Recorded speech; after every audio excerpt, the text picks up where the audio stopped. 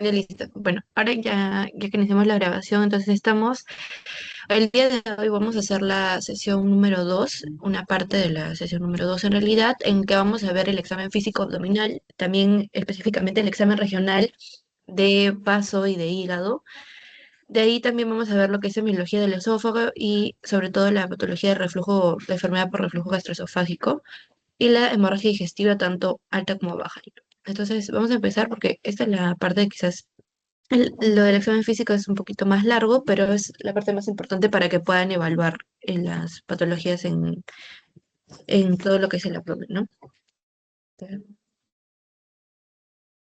Ya. Entonces, empezando por aquí, como ya sabrán, ¿no? Ya han tenido también su clase de examen físico, vamos a tener en el abdomen lo que es la inspección, la auscultación, la percusión y la palpación, ¿no? En este caso, en el examen físico abdominal, lo hacemos en este orden porque no podemos hacer palpación antes de la auscultación, ¿no? Ya que podemos, por así decirlo, si es que tuviéramos alguna patología, ¿no? Al momento de palparlo y todavía no auscultarnos, podríamos no tener buenos resultados en el examen físico. Entonces, el orden en el que se va a realizar cambia solamente para este examen y es primero la inspección, luego la auscultación, luego acá tenemos la palpación y la percusión. Ya, en el caso de la inspección, lo más importante saber son primero determinar los puntos referenciales en el abdomen, ¿ya? Y para los puntos referenciales en el abdomen vamos a tener, como se puede ver aquí, el apéndice sifoides primero, el reborde costal, la línea media, el ombligo, la espina ilíaca anterosuperior y también el borde superior del pubis. Entonces, esos son los puntos que tenemos que tener en cuenta al realizar el examen semiológico en el abdomen, ¿no? Para poder localizar los diferentes compromisos. Ahora, dentro de la inspección también es importante, y eso también siempre les van a preguntar, ¿no? Es la división topográfica. Para poder dividir, esta división se da en 9 zonas, ¿no? En todo lo que es el abdomen, y se consigue trazando de forma vertical desde el punto de las dos líneas medioclaviculares, o dos líneas medioclaviculares, ¿no? A mitad de la clavícula trazamos una línea vertical y otra también del otro lado, ¿no? El lado derecho y el lado izquierdo. Y horizontalmente, la primera línea que trazamos es debajo del reborde costal y la segunda es por encima de las crestas ilíacas o en el límite superior de las crestas ilíacas. Entonces es así como ya tenemos 9 zonas para tener más claro cuáles son los órganos más presentes en cada zona, ¿no? Gracias a la división topográfica. Y con eso, en la primera parte tenemos, por ejemplo, el hipocondrio derecho, donde lo más importante sería la presencia del hígado, el epigastrio, donde está sobre todo el estómago, el hipocondrio izquierdo, ¿no? Donde está el vaso. Luego tenemos ya los flancos, flanco derecho y flanco izquierdo, donde está colon ascendente, colon descendente y la zona umbilical, que es casi toda la parte intestinal, y fosa ilíaca derecha, fosa ilíaca izquierda, donde, por ejemplo, el caso de la mujer están los ovarios, ¿no? En el hipogastrio está también ya el útero en el caso de la mujer, ¿no? Entonces, según esto, por ejemplo, el momento en el que el paciente presenta algún dolor abdominal, ¿no? Tenemos que decirle en qué parte del abdomen lo presenta, que con su mano, ¿no? Señale en qué parte del abdomen lo presenta para que nosotros hagamos dentro del relato cronológico, ¿no? Especificar en qué zona topográfica es donde está este dolor, ¿no? Y con ello también ir pensando diagnósticos o síndromes, ¿no? Diagnósticos diferenciales, diagnósticos presuntivos. Ya. Luego tenemos las características que debemos inspeccionar en el abdomen. Está primero la morfología, la forma, el tamaño y la simetría desde del lado, compararnos lado izquierdo, lado derecho, según la línea media. En la pared abdominal como tal, hay que ver si es que hubieran deformaciones, pueden ser depresiones o prominencia abdominal, que ahorita justo vamos a ver tipos patológicos del abdomen, ¿no? Donde hay grandes prominencias. El estado de la superficie también es importante evaluar la piel, el sistema piloso, por ejemplo, eso es lo que veremos acá, la pelificación es distinta en el caso del hombre y la mujer. También lo que es el ombligo, porque puede indicarnos, ¿no? Si es que hubiera alguna algo que esté causando presión intraabdominal, ¿no? A veces el ombligo se puede desplazar hacia arriba, hacia abajo. Las cicatrices, que también pueden indicarnos antecedentes de cirugías, estrías y la circulación colateral, que veremos también por este lado. Bueno, y también es importante, ¿no? Los movimientos intestinales, que más se pueden evaluar. Bueno, si es que si es que fuera el caso, ¿no?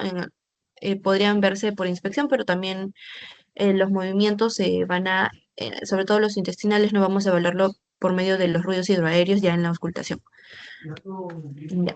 Y luego, entonces, como les comentaba, vamos a ver los tipos patológicos de abdomen, donde están estos tres más importantes, que son el abdomen globoso, el abdomen batraciano y el abdomen en batea, ¿no? En lo que es el abdomen globoso se suele relacionar al aumento de presión intraabdominal y sobre todo lo vamos a ver en el embarazo, en tumoraciones intraabdominales, cuando hay quistes del ovario o este es la patología en la que más lo veremos, que es en la citis, ¿no? Cuando hay una un aumento de líquido abdominal, ¿no? Que está relacionada a patologías, sobre todo lo van a ver relacionado a hipertensión portal por casos de cirrosis hepática, ¿no? En esos casos van a ver lo que es el abdomen globoso. Luego está el abdomen batraciano, que lo vamos a ver en ancianos. En el abdomen batraciano, los músculos anterolaterales son los que van a perder el tono y por eso es que él queda como para adelante, ¿no? Hay un mayor diámetro horizontal y aparece en los ancianos, en los obesos y también en el embarazo, pero en múltiples. Y luego está el abdomen en batea, en el que ya vemos, por ejemplo, aquí, ¿no? Que es un abdomen mucho más plano, porque hay pérdida del tejido celular y también de la masa muscular. Y aquí incluso pueden verse salientes óseas, o sea, se puede ver todo lo que es el reborde costal, a veces las crestas ilíacas también. Y lo vamos a encontrar, ese tipo de abdomen, en casos de desnutrición, en neoplasias o en infecciones crónicas. Entonces, estos son los tres principales que deben acordarse, ¿no? En lo que es el ombligo, también vamos a evaluarlo en cuanto a su contorno, la localización, ¿no? Que también lo hemos visto con los puntos referenciales y si es que hubiera alguna inflamación. Existe lo que es el signo de Tanyol, que es bueno, debido a alguna patología o alguna condición, el ombligo puede encontrarse ascendido en el embarazo, por ejemplo, hacia arriba, y en la citis más bien se encuentra mucho más hacia abajo, ¿no? No lo encontramos como lo veríamos en un abdomen normal. Entonces puede ascender en el embarazo, en la citis desciende, ¿no? De su localización normal. Ahora, también vamos a ver por aquí lo que es la inspección, perdón, las cicatrices que vamos a encontrar, que ya las había mencionado también, que pueden significar antecedentes de cirugías. Sobre todo, en lo que es, por ejemplo, la incisión de Kocher, esta se va a presentar por debajo del reborde costal derecho y puede significar que ha habido una colecistectomía. También está la incisión de Pfannenstiel, que se puede verificar, ¿no? Aquí, de forma, en la parte casi suprapúbica, por cesáreas o también cirugías pélvicas.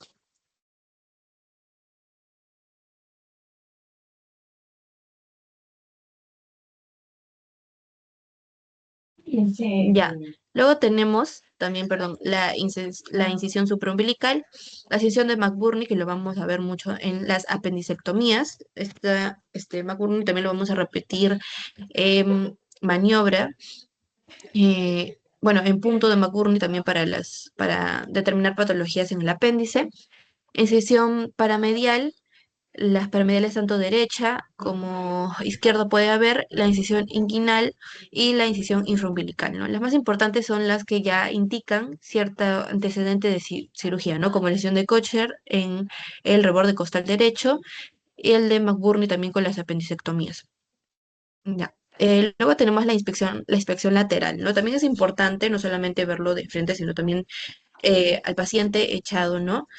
Verificar cómo es que se ve cómo que se ve su abdomen, porque a veces puede encontrarse formas distintas.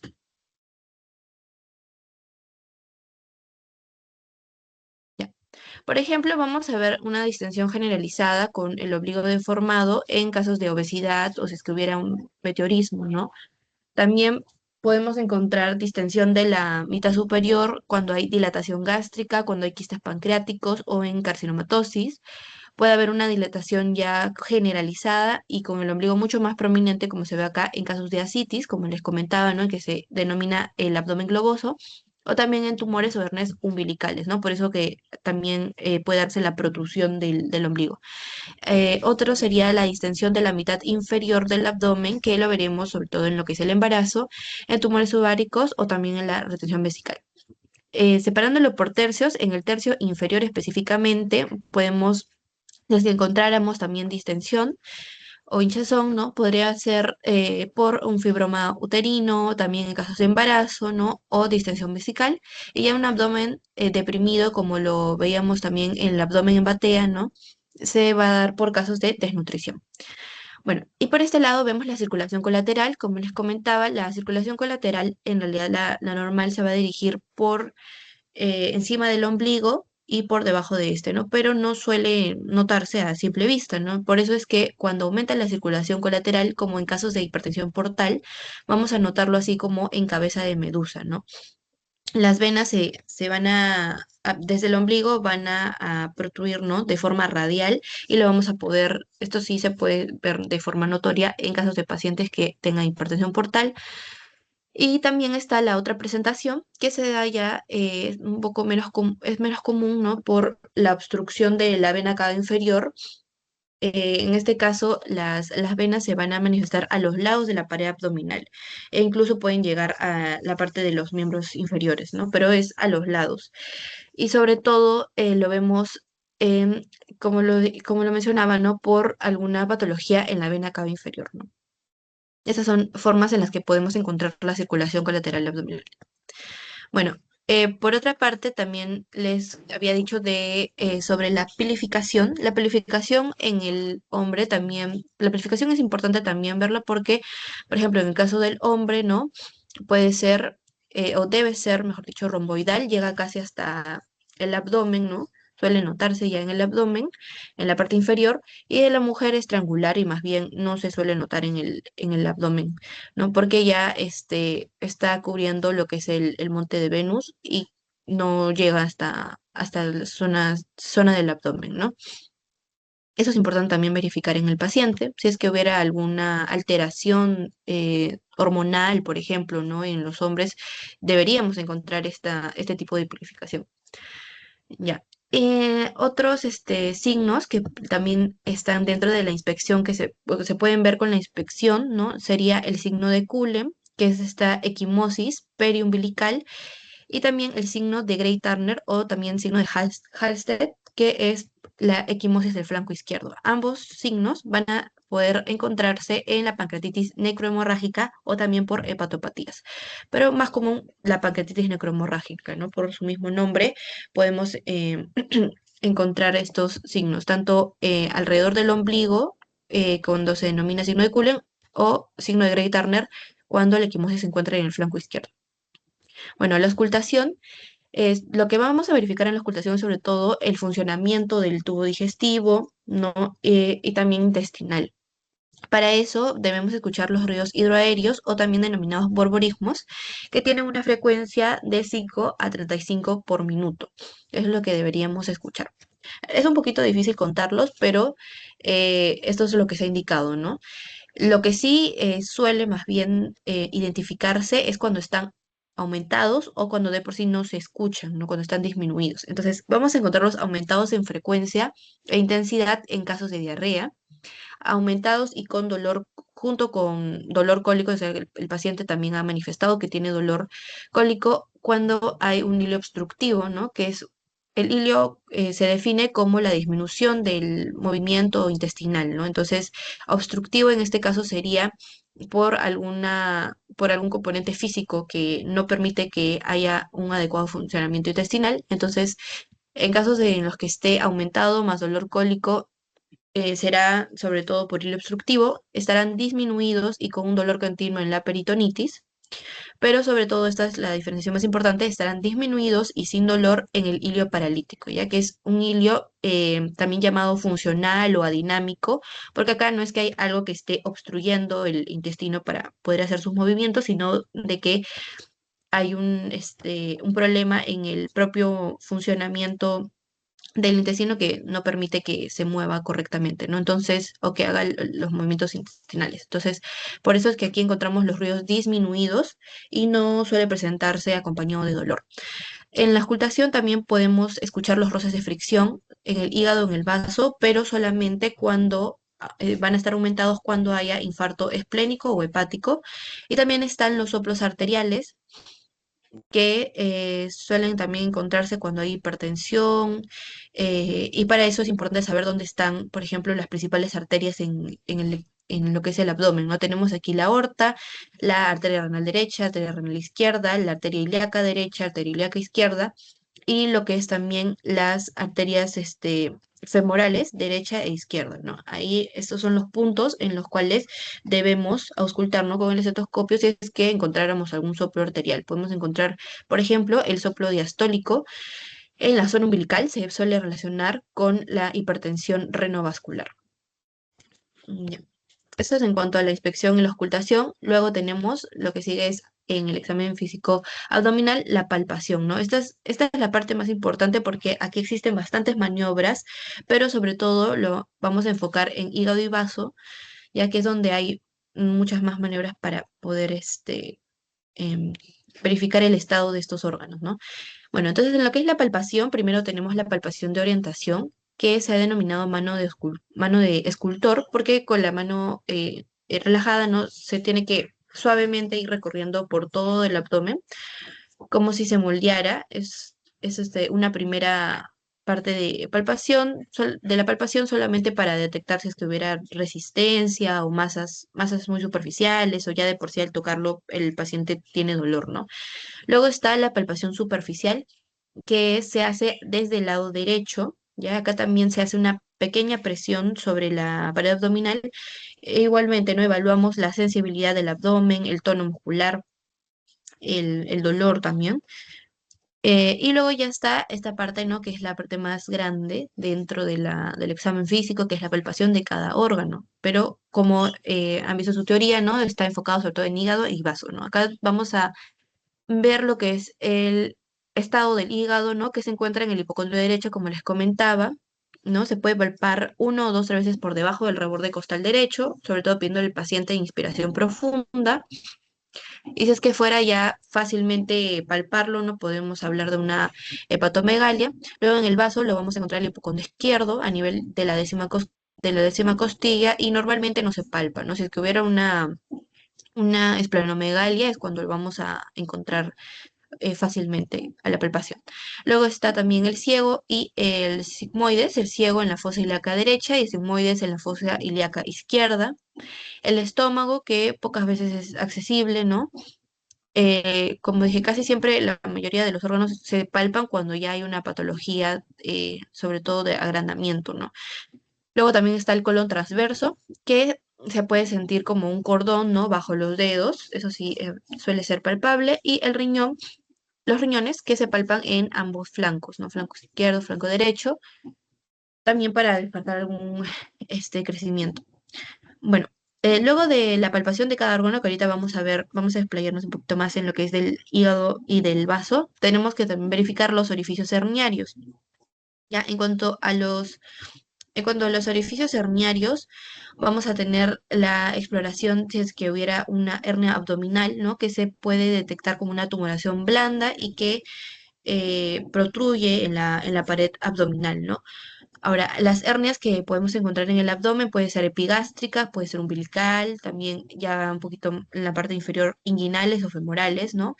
Y esta va a ser una porción de algún órgano interno que protruye en la pared y forma una protuberancia que podemos incluso haberla visto ya a la inspección, ¿no? Pero es importante palparlo, ¿no? Por ejemplo, se nos explica lo que es la hernia inguinal, que puede ser directa cuando protruye por el triángulo de Hasselbalch y se denomina indirecta cuando protruye por el anillo inguinal interno o profundo, ¿no? Esto incluso puede bajar hasta el escroto, la hernia inguinal indirecta. Eso es en cuanto a los orificios hernarios. Luego tenemos los puntos dolorosos. En realidad existen muchos puntos dolorosos, pero los más importantes suelen ser los puntos, el punto de McBurney, ¿no? Que lo encontramos aquí, en esta zona. El punto de McBurney va a ser en el tercio externo de la línea que hay entre el ombligo, ¿no? Marcamos una línea desde el ombligo hasta la espina ilíaca anterosuperior derecha. Aquí, del ombligo a la espina ilíaca anterosuperior derecha. Entonces, en el tercio externo es donde nosotros vamos a determinar ese punto, hacemos presión con el dedo y si es que el paciente no presentará dolor, este punto nos indica de que podríamos sospechar de una apendicitis, ¿no? El punto de McBurney nos hace sospechar de apendicitis. Bueno, ese suele ser el punto más importante, luego también están el punto cístico, puntos uretrales, incluso hay un punto de McBurney izquierdo que se llama punto de Lyon, ¿no? Pero el que suelen preguntar más es el de McBurney. Em, Luego, en lo que es las maniobras, podemos también se comenta sobre la maniobra de Murphy, que nos indica que el paciente podría tener colecistitis aguda. Ya. Para la maniobra de Murphy, el paciente tiene que inspirar profundamente, como se ve aquí, ¿no? Y se presiona lo que es el hipocondrio derecho. eh, y lo que vamos a normalmente encontrar en el paciente es que a la presión suele detener su respiración o detener la inspiración y también presenta dolor, ¿no? Entonces, en esta maniobra podemos entonces nosotros determinar que el paciente podría tener colecistitis aguda. También está el signo del témpano, que es una palpación por empuje. Para esto se hacen presiones intermitentes debajo del reborde costal sobre la pared y se va a identificar en casos de ascitis, meteorismo, ¿no? El abdomen es se va a palpar por empuje, entonces se puede ver un movimiento abdominal, ¿no? Signo del témpano. Lo vamos a ver también en ascitis. En ascitis, para determinar ascitis hay bastantes maniobras, signos, que ahorita lo vamos a englobar para que ya lo tengan claro. También está, por ejemplo, la onda cítica, ¿no? La onda cítica lo pueden ver por aquí. Se puede hacer en realidad con una o dos manos. En este caso, con ambas manos, se va a sentir, ¿no? En una parte se golpea a un lado del abdomen y con la otra mano se deja sobre el abdomen para sentir la onda que está fluyendo, ¿no? Al momento de hacer el golpe. Y es por eso que esto nos indica que hay líquido en la cavidad abdominal, por eso también es parte de de cómo se puede detectar semiológicamente la citis. También está la matidez desplazable, que es poniendo al paciente en decúbito lateral, es que el líquido también de la abdominal, ¿no? Se puede em, ir percutiendo, ¿no? Vamos a ver que un lado del abdomen se va a encontrar timpanismo, porque es lo que normalmente deberíamos encontrar en el abdomen, pero si es que hubiera líquido en la parte inferior que cae, ¿no? Al momento de ponerlo en decúbito lateral, es donde nosotros vamos a encontrar matidez, ¿no? Eso también lo vamos a ver ahorita en percusión, pero es parte también de todo lo que es cómo detectar semiológicamente la citis, ¿no? Entonces ya hemos visto el signo del témpano para la citis, también la onda cítica y la matidez desplazable. También está otra maniobra, que es la maniobra de bazuqueo gástrico, que suele ser poco utilizada, pero nos indica sobre todo lo que es una retención gástrica. En este caso, ponemos ambas manos, ¿no? Y hacemos un golpe suave sobre el epigastrio, la zona del epigastrio, y si se siente como un chapoteo, significa entonces que va a haber líquido en esta parte del estómago y por eso nos podría indicar que hay retención gástrica o dilatación gástrica. Eso es en la parte de palpación y también hay técnicas más específicas, ¿no? Como les comentaba, para el hígado y para el vaso, ¿no? En el caso del hígado vamos a tener que primero para poder determinar en dónde se encuentra el reborde hepático por el límite superior va a ser el quinto espacio intercostal, ¿no? Que vamos determinando a partir de la clavícula, ¿no? Debajo segundo espacio intercostal y contamos hasta el quinto espacio intercostal. Y el límite inferior se puede determinar por percusión, ¿no? Porque vamos haciendo la percusión y cuando dejemos de sentir matidez es cuando ya no estamos en el hígado, ¿no? Entonces, así es como se va a determinar de dónde a dónde encontramos el hígado y se tiene que hacer una medición porque el espán hepático normal es de 12 centímetros, ¿no? Si encontráramos un reborde hepático con un límite superior muy amplio y también límite inferior amplios, entonces podríamos hablar de hepatomegalia. Y los métodos de palpación que se utilizan son el método de Chaufart, que en este caso se utiliza, ¿no?, la mano izquierda sobre la costilla, sobre el reborde costal derecho, ¿no? Y con, por debajo, ¿no?, como lo pueden ver aquí, y con la mano derecha, ¿no?, se palpa el borde hepático y le decimos al paciente que inspire, ¿no? Es para palpar el reborde hepático, ¿no? Luego está la maniobra de enganche de Matthew, que utiliza, como pueden ver aquí, ambas manos, ¿no?, sobre el reborde costal derecho para poder también mencionar al paciente, ¿no?, de que haga una inspiración. Igualmente se llama enganche porque al momento de la inspiración no podemos, como con los dedos flexionados, enganchar el reborde en el que se encuentra el hígado.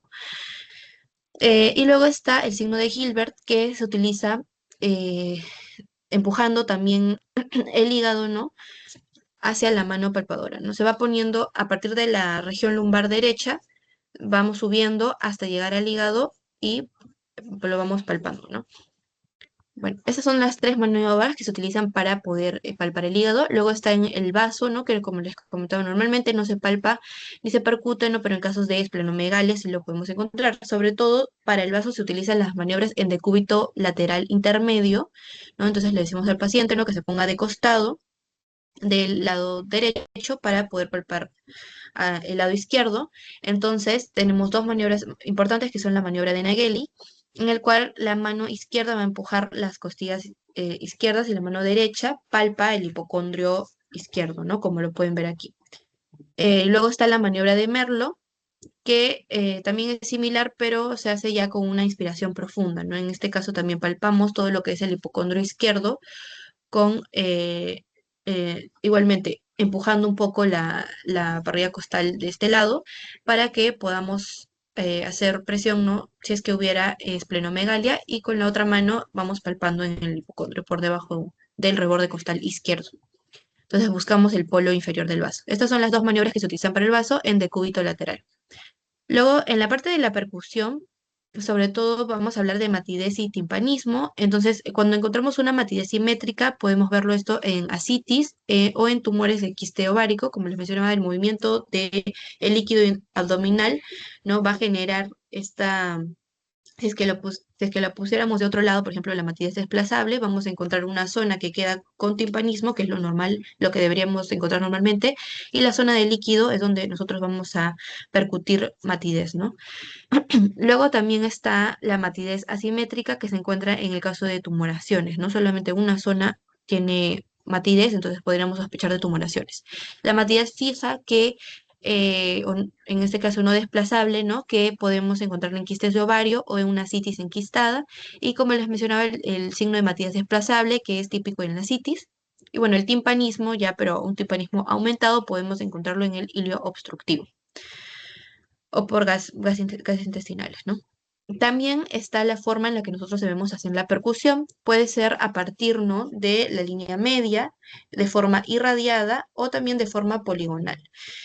Asimismo, hay un punto de percusión, ¿no?, que es el punto de Castel, que se da por la línea axilar anterior, a partir de la línea axilar anterior, ¿no?, y el reborde costal izquierdo. Hacemos ahí percusión, ¿no?, y podemos encontrar una matidez persistente que puede indicar una esplenomegalia, ¿no?, el punto de Castle. Y también está el signo de Hobart, que es cuando encontramos timpanismo en el hipocondrio derecho, ¿no? Esto puede ser por perforación de alguna víscera hueca. Timpanismo en el hipocondrio derecho, el signo de Hobart.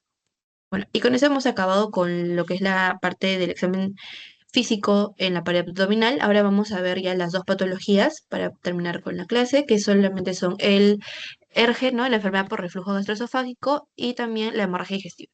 Entonces, primero vamos a ver un poquito sobre la anatomía del esófago, ¿no? Es un tubo muscular de 30 centímetros que comunica la faringe con el estómago, y lo encontramos a partir de la cervical 6 o 7 hasta la vértebra torácica 11, ¿no? Y las porciones que tiene son cervical, torácica y abdominal, ¿no? Bueno, y acá está un poco de sus relaciones anatómicas, ¿no? Por la parte de atrás podemos verlo relacionado con eh, lo que es la aorta, ¿no? Y por delante con el corazón. Y acá está igualmente, ¿no? Por delante también se encuentra la tráquea, ¿no? Y la aorta torácica. Bueno, en lo que es la terminología para entender la enfermedad por reflujo gastroesofágico, debemos comprender ciertos términos, sobre todo que tienen que ver con la sintomatología. Por ejemplo, está la disfagia, ¿ya? ¿Qué significa, no? La dificultad para poder deglutir, la odinofagia, que es el dolor al tragar, la pirosis, que lo vamos a mencionar bastante porque es un síntoma típico en la enfermedad por reflujo gastroesofágico, ¿no? Que es la sensación de ardor o acidez, también lo suelen mencionar los pacientes, ¿no? Como ardor en toda esta parte del esófago, incluso hasta retroesternal, ¿no? Luego también está la cialorrea, que es la producción excesiva de saliva, la halitosis, que significa el mal aliento, la pituita, que es como la expectoración de una mucosidad, ¿no? Espesa, las náuseas, ¿no? Que es esta sensación con ganas de vomitar, bueno, la arcada, que es el movimiento reflejo del vómito sin expulsarlo, no solamente es el movimiento de el vómito, del el reflejo de que uno quiere vomitar. Luego está el vómito, ¿no? Que ya es la expulsión del contenido gástrico.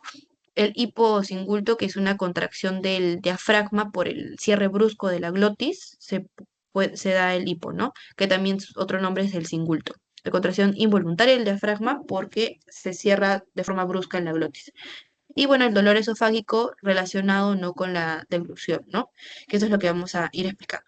Entonces, ya esto es en cuanto a la terminología de los síntomas, también tenemos las definiciones del reflujo gastroesofágico. En realidad, el reflujo es normal, ¿no? La enfermedad se da cuando ya empieza a causar eh, efectos, ¿no? Tiene efectos ya en la calidad de vida del paciente, empieza a molestarlo, empieza a causarle ardor. Entonces, el reflujo normal de gastroesofágico se define como el flujo retrógrado del contenido gástrico al esófago que se da durante y después de las comidas, pero que debe durar menos de 5 minutos, ¿no? Entonces, ya cuando hay una enfermedad por reflujo gastroesofágico es porque está provocando ya lesiones esofágicas y está afectando la vida del paciente. Luego también existe la enfermedad por reflujo gastroesofágico endoscópicamente negativo, es cuando encontramos la clínica pero no hay lesiones endoscópicas visibles. Y también está la esofagitis por reflujo, que suele ser ya consecuencia de la misma enfermedad, ¿no? Que es se da una inflamación ya en el esófago. Bueno, en lo que es la enfermedad, entonces, como les mencionaba, es el ascenso del contenido gástrico o gastroduodenal por encima de la unión gastroesofágica y que ya empieza a dar síntomas o provoca lesiones en el esófago y afecta la calidad de vida del paciente. Y para entender un poco de la fisiopatología debemos saber cuáles son los factores defensivos y lesivos que hay, ¿no? Los factores defensivos que hay son la barrera antirreflujo, que está conformado por el esfínter esofágico inferior, el diafragma crural, los ligamentos frenoesofágicos y el ángulo de His. Y también está todo lo que corresponde a la defensa tisular, o sea, ya hay factores preepiteliales como el moco, el bicarbonato, la capa acuosa, las membranas y los complejos celulares son los factores epiteliales y los posepiteliales son el flujo sanguíneo, el bicarbonato también, el oxígeno, los nutrientes y el flujo de hidrogeniones que permiten que este ácido que viene del estómago, ¿no?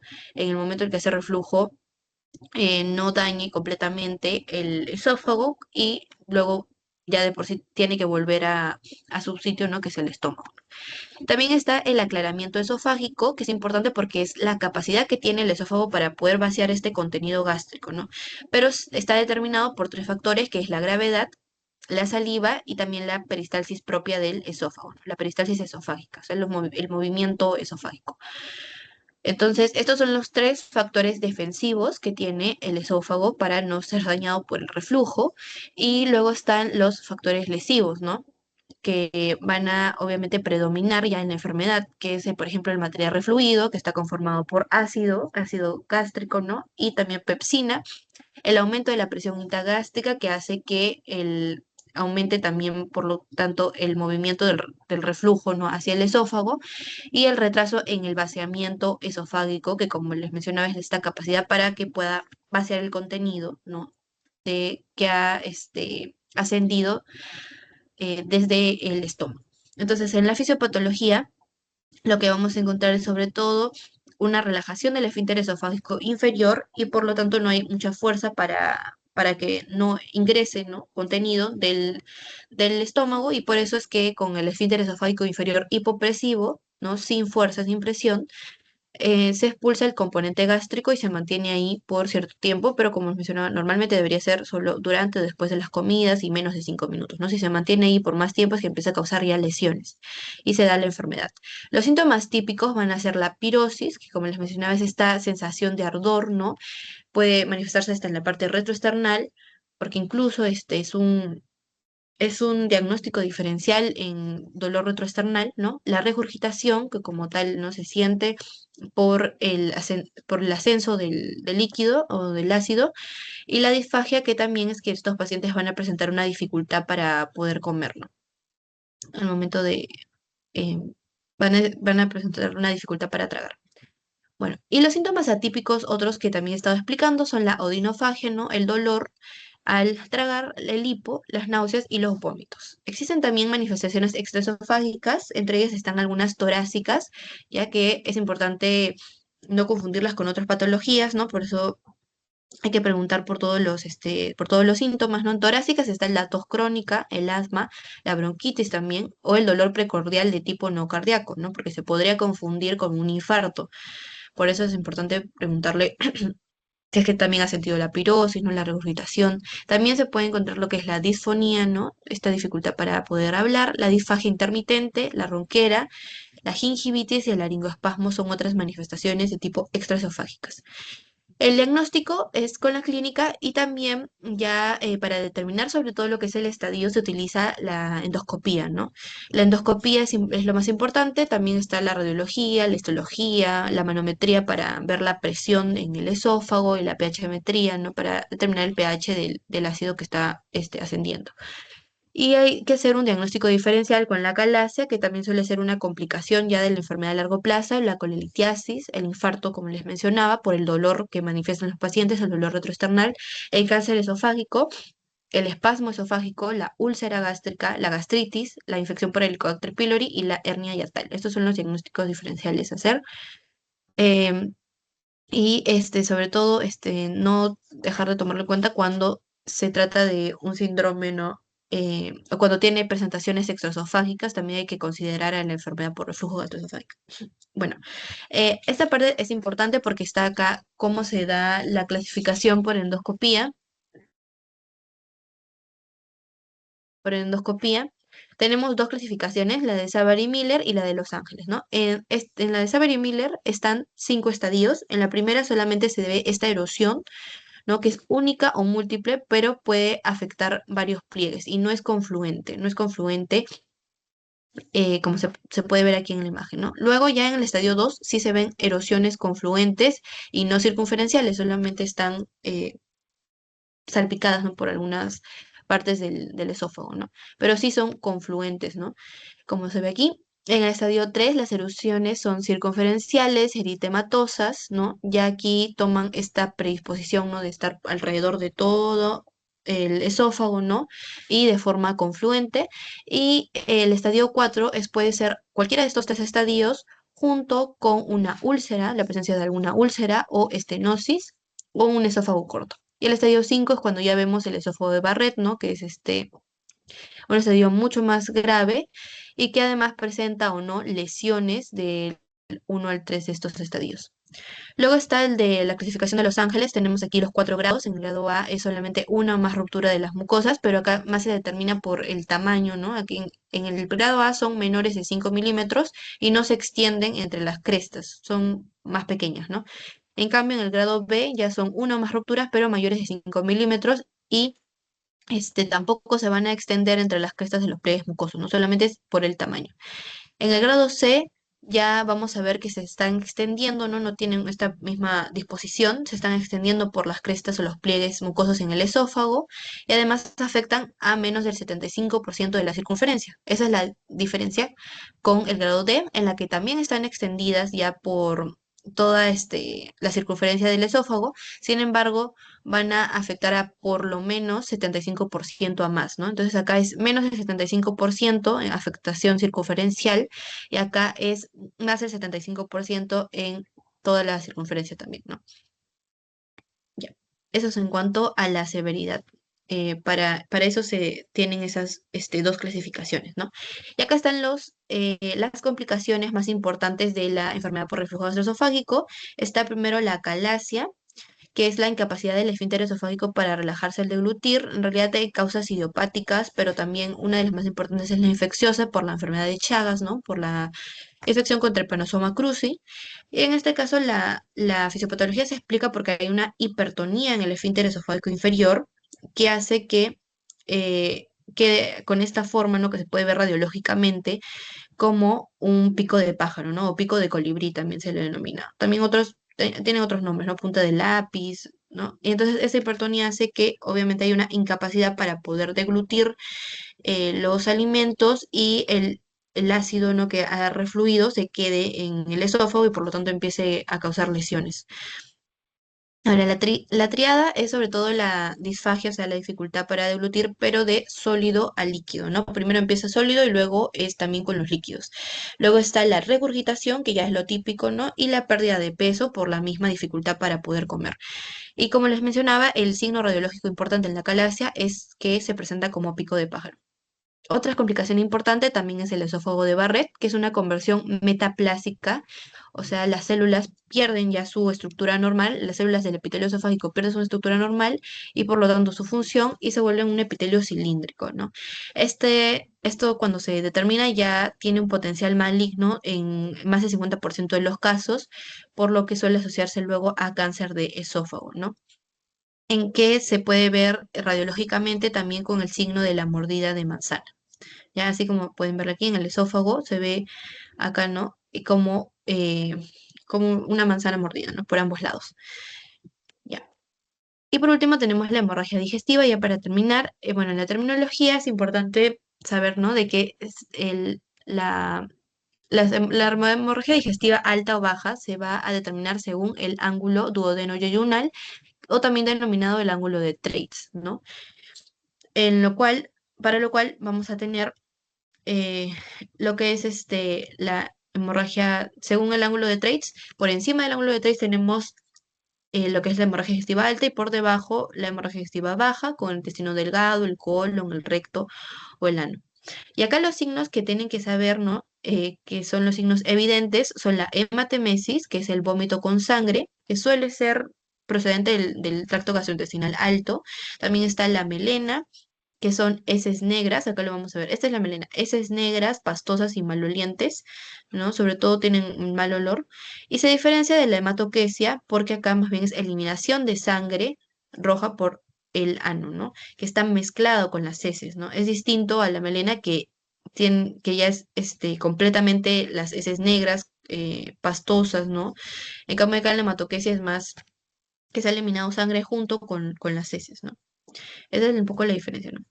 Luego está la enterorragia y la rectorragia. La enterorragia es el sangrado abundante del intestino delgado y la rectorragia es el sangrado también, pero del ano, ¿no?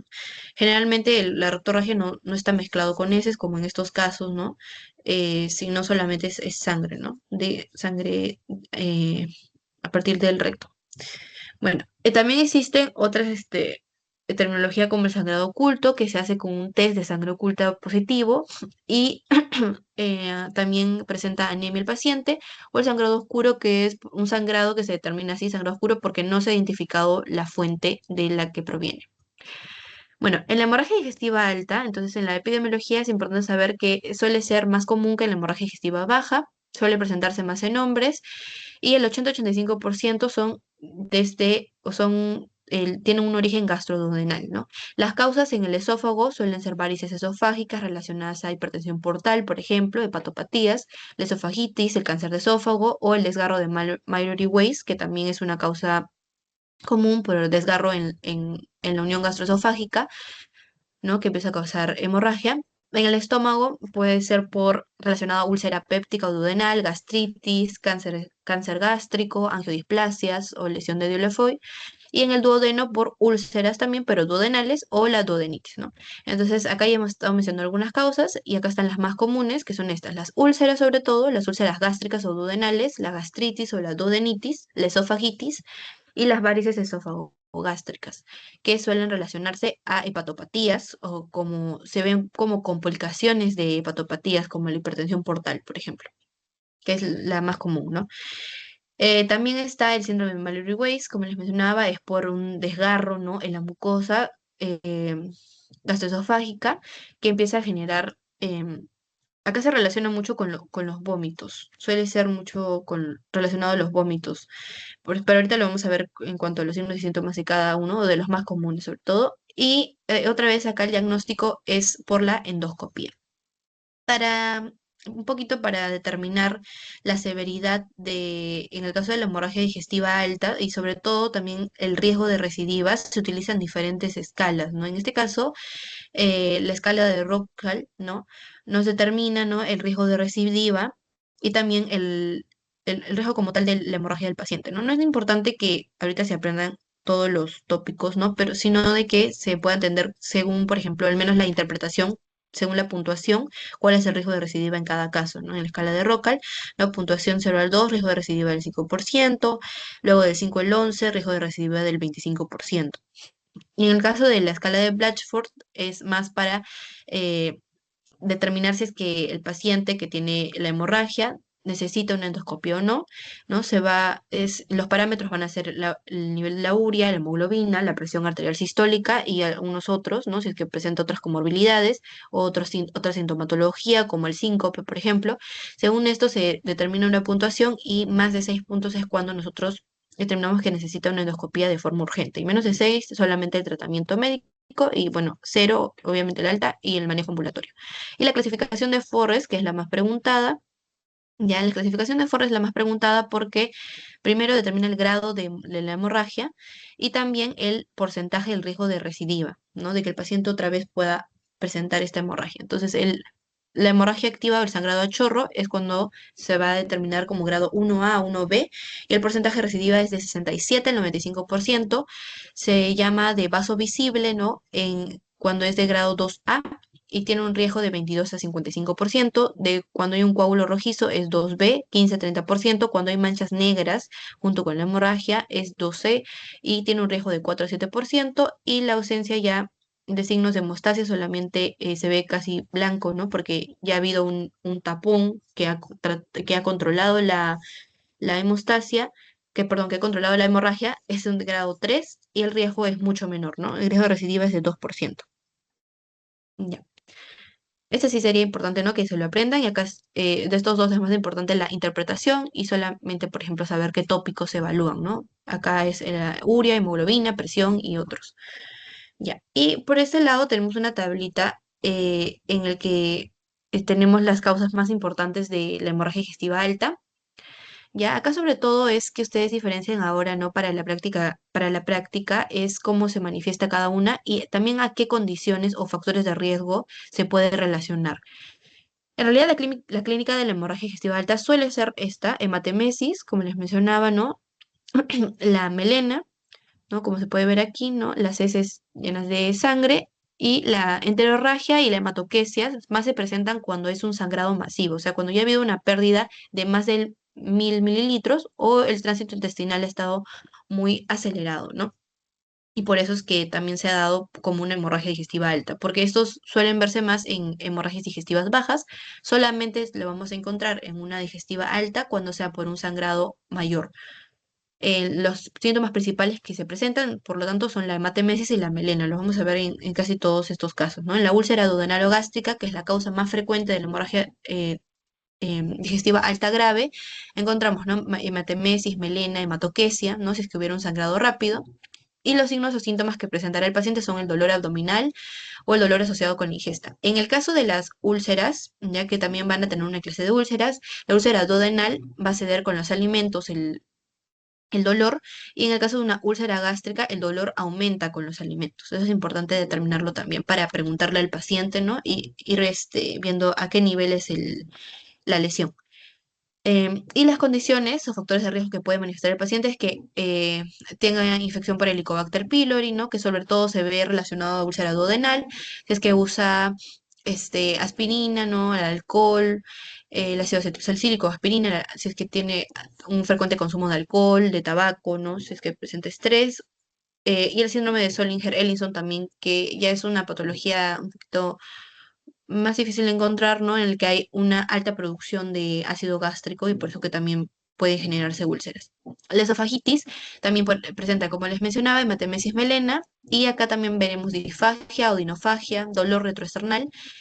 Puede verse asociado con el ERGET, ¿no? Como les mencionaba antes también, la hernia yatal o medicamentos que causan esta inflamación, ¿no? En el esófago. O infecciones, ¿no? Como el citomegalovirus, el VIH, el Candida albicans. También está la gastritis o la gastropatía o la duodenitis o duodenopatía. Igualmente acá ven, ¿no? La hematemesis, acá sobre todo el signo es la dispepsia.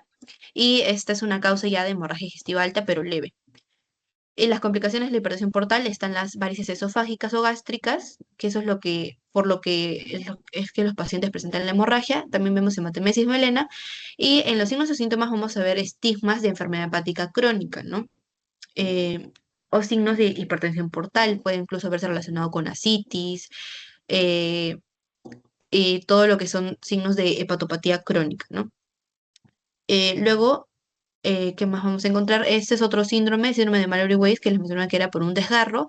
También vemos hematemesis, melena y hematoquesia, y acá hay dolor epigástrico, dolor de espalda, y sobre todo el síntoma que lo diferencia de los demás es que acá hay más náuseas y vómitos en el síndrome de Mallory-Weiss.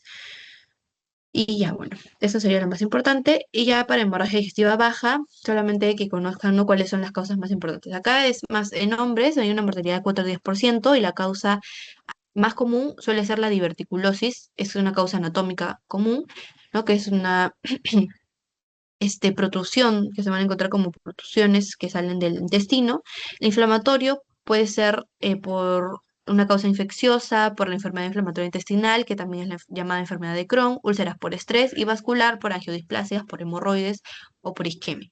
También puede relacionarse a neoplasias, sobre todo en Perú es característico que la hemorragia digestiva baja se relacione con neoplasias como carcinomas, ¿no? Y el diagnóstico se da aquí por la colonoscopia, ¿no? Porque está a otro nivel la hemorragia. Bueno, en la anamnesis, si es que el paciente identificara que tiene dolor abdominal crónico y además presentara la hematoquesia junto con diarrea, se puede ir más el cuadro por una enfermedad inflamatoria intestinal. Si es que hubiera un cambio en el hábito evacuatorio, también baja de peso, dolor abdominal, es más por una causa neoplásica, ¿no? Sobre todo por la baja de peso. Y esto también es importante. En mayores de 65 años, la causa más común suele ser la enfermedad diverticular y lo que es la causa vascular o angiodisplasias. Pero en menores de 40 años suele relacionarse más la hemorragia digestiva baja con la enfermedad inflamatoria intestinal, con las patologías anorrectales, como una fisura anal, por ejemplo, o con los divertículos, pero divertículo de Meckel, ¿no? Sobre todo enfermedad inflamatoria intestinal en menos de 40 y en más de 65, enfermedad diverticular. Eso es importante saber también según epidemiológicamente, ¿no? Cuáles son las causas más frecuentes según la edad. Y acá están, ¿no? La diverticulosis. Acá el paciente va a tener distensión abdominal, calambres, ¿no? Casi siempre es asintomático, pero viene por esta hemorragia, ¿no? Con la hematoquesia o melena. Ya, y en el laboratorio también les proporcionan ahí que muchas de estas hemorragias digestivas bajas se suelen relacionar a diferentes tipos de anemia, ¿no? En este caso, anemia microcítica o hipocrómica. En la enfermedad de Crohn, que es la enfermedad inflamatoria intestinal, que es más en jóvenes, ¿no? Menos de 40 años, también presenta dolor abdominal, calambres, atorrea, ¿no? Que es esta forma de presencia de lípidos en, secreciones lipídicas, ¿no? También está la diarrea, la fatiga, eh, la pérdida de peso, las lesiones orales, quejas oculares. Y bueno, igualmente se suele relacionar a algunos hallazgos de anemia por deficiencia de B12, hipocrómica, microcítica, ¿no? En la colitis ulcerativa, que es otra causa, puede ser acá lo que vamos a ver es que hay sangrado rectal y dolor rectal más que todo, las diarreas sanguinolentas o el pujo, ¿no? Al momento de ir al baño y presenta dolor en el examen rectal y sensibilidad abdominal. Puede haber un edema también perirectal y el espasmo muscular. Las angiodisplasias, que son las malformaciones arteriovenosas, ¿no? Que se presentan sobre todo en mayores de 65 años, presentan un sangrado rectal sin dolor y igualmente el hallazgo puede ser la anemia. La colitis isquémica, ¿no? Que es distinto.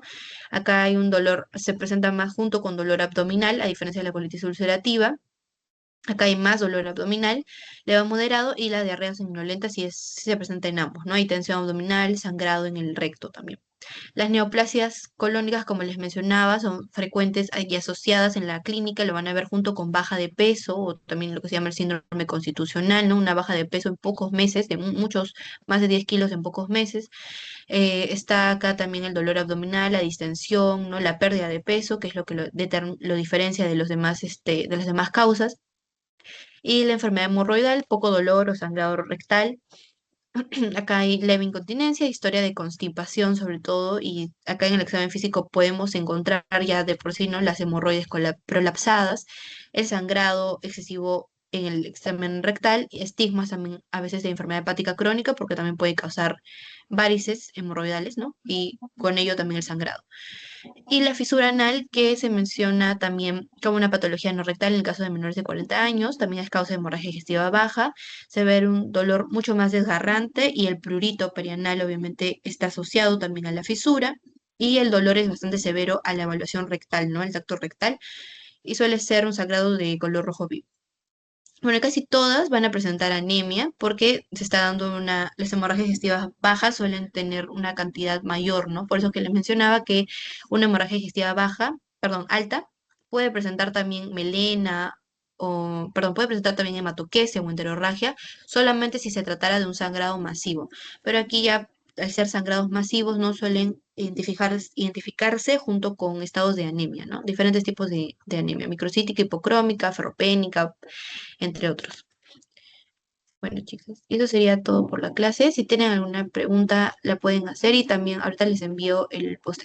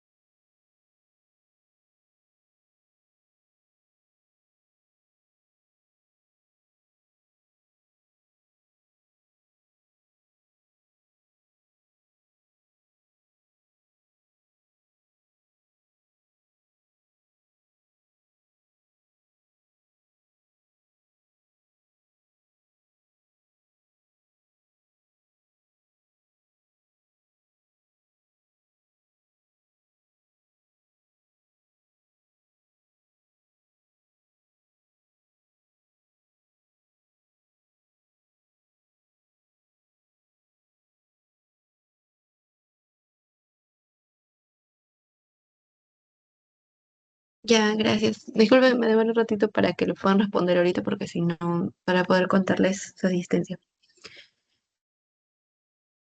¿Me confirman por favor si lo pueden abrir?